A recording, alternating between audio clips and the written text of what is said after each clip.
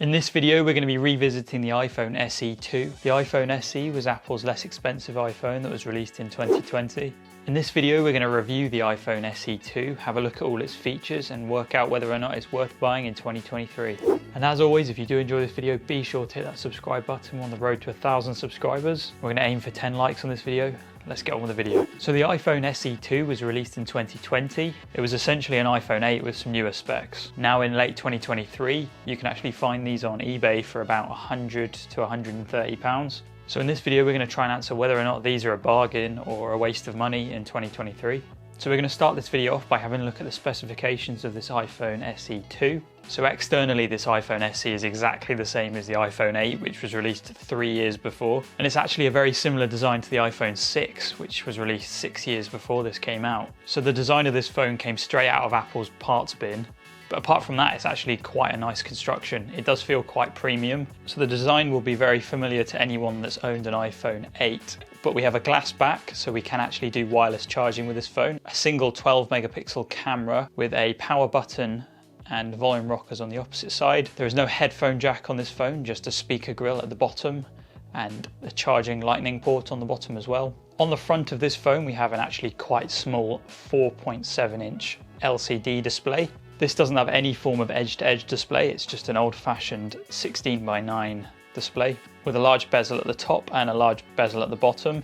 At the top there is the speaker piece with the front-facing camera, and then there is the Touch ID home button at the bottom. One thing that I do really like about this phone is it has a haptic switch, so you can put the phone in silent mode or turn it off using this switch. So even though this phone is exactly the same as the iPhone 8, internally there are some upgrades. The first one being that the iPhone 8 ran on the A11 chip. This has the upgraded A13 chip, which is the same chip that was in the iPhone 11. So in 2023, we've actually got the A16 chip, which is in the latest iPhone 14 Pro. This phone has the A13, which is a couple of years old now, but it still holds up. So even though the processor in this phone is a couple of years old, usability is absolutely fine. And you've got to remember that this phone has a smaller, lower resolution screen, which is easier on the graphics card.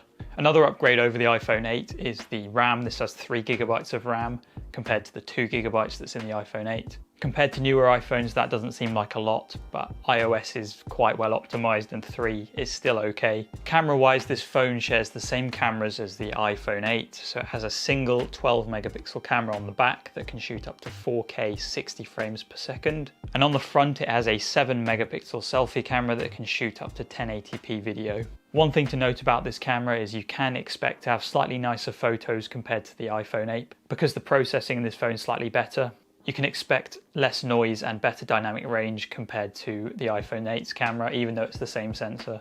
Whilst using this phone, the most disappointing feature was actually the screen. As you can see, the screen looks quite old-fashioned. It has a large top and bottom bezel, and it's not like a lot of newer phones that have bezel-less displays. The screen on this phone is not even particularly sharp. It's only just above 720p resolution, but pixel density is fine. It has, I think, about 330 ppi, but I would consider this phone to have the bare minimum level of sharpness. Although this screen can get quite bright, it's not an OLED, it's an LCD, so the black levels on this screen are not amazing. So if you do like watching movies on your phone, they won't look very good on this phone. This SE has the same battery as the iPhone 8, a 1821 mAh battery. Battery life on this phone is okay. It's not like any of the larger phones with 5000 mAh batteries.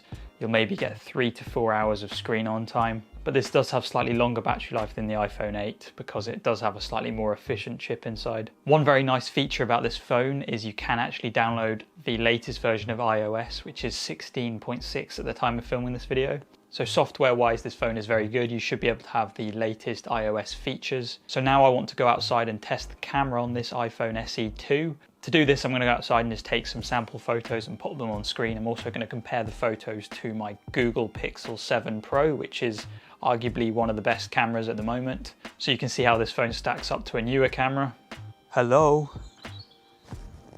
All right, so we're going to test the camera on this iPhone SE 2. I'm going to take a picture of some plants, and then we're also going to take a photo of my Pixel 7 Pro and compare them. There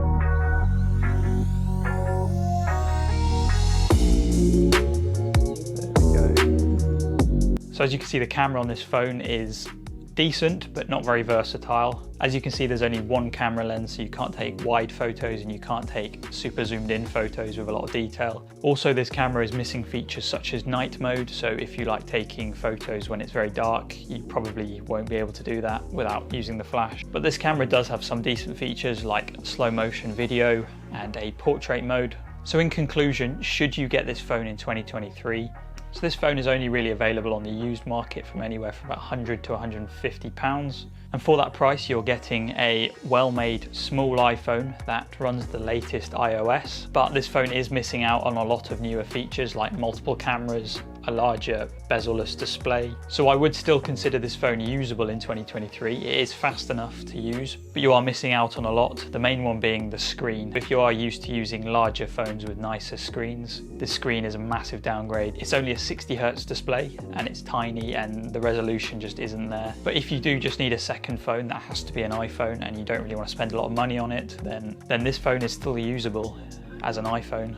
Alternatively, on the used market, if you have to get an iPhone and you've got quite a tight budget, I would probably recommend looking at a used iPhone 11 or XR. The XR is slightly older than this phone and has the A12 processor as opposed to the A13. That does have the edge-to-edge display that's slightly larger, and that would make the experience of using the phone much nicer. But this is definitely the cheapest used iPhone you can get that's still usable. And if you can overlook the smaller inferior display and you would rather have Touch ID, this phone is still usable. So yeah. Anyways, I hope you enjoyed my overview of the iPhone SE 2. Let me know what you think of this phone in the comment section below. And if you did enjoy this video, consider subscribing. We're on the road to 1,000 subscribers and it'd be amazing if we can hit that goal soon. Anyways, I'll see everyone in my next video.